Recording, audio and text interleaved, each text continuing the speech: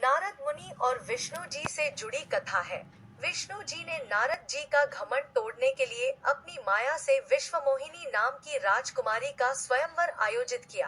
नारद जी ने विश्वमोहिनी को देखा तो वे उस पर मोहित हो गए और उससे विवाह करने का मन बना लिया। विश्वमोहिनी के स्वयंवर में देवर्षि नारद भी जाना चाहते थे। इसलिए नारद जी विष्णु जी के पास पहुंच गए। उनसे कहा कि मुझे सुंदरता दे दीजिए, जिसे देखकर विश्वमोहिनी मुझे विवाह के लिए चुन ले।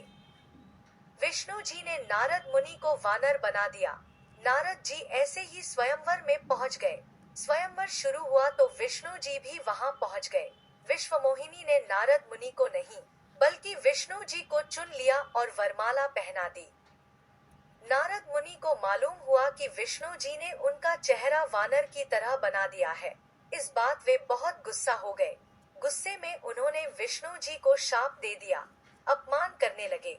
विष्णु जी नारद मुनि की बातें मुस्कान के साथ ध्यान से सुन रहे थे।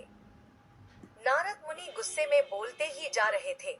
उन्होंने कहा कि आपने मुझे धोखा दिया है, आप भगवान हैं। इसका मतलब ये नहीं है कि आप किसी को भी ठग लेंगे।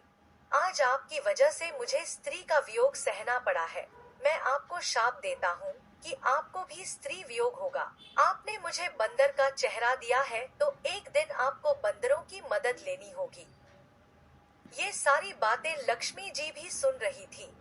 देवी ने विष्णु जी से कहा कि आप इतनी बातें क्यों सुन रहे हैं? विष्णु जी ने देवी से कहा कि नारद मुनि से स्तुति बहुत सुनी है, आज निंदा भी सुन लेते हैं। जब नारद जी शांत हुए तो विष्णु ने कहा कि मैं आपका शाप स्वीकार करता हूँ। इसके बाद भगवान ने उन्हें समझाया कि आप संत हैं। आपको घमंड हो गया है और आपके जैसे संत के लिए घमंड करना अच्छा नहीं। इस वजह से मैंने आपका घमंड तोड़ने के लिए ही ये पूरी माया रची थी। वह राज्य, राजकुमारी, स्वयंवर सब मेरी माया ही थी। आप जैसे संत के मन में एक राजकुमारी के लिए कामवासना जागना सही नहीं है। आपको इन बुराइयों से दूर रहना चाहिए। नारद मुनि को विष्णु जी की बातें समझ आ गईं और उन्होंने क्षमा मांगते हुए बुराइयों से बचाने के लिए विष्णु जी को धन्यवाद दिया। नारद मुनि और विष्णु जी से जुड़ी कथा है।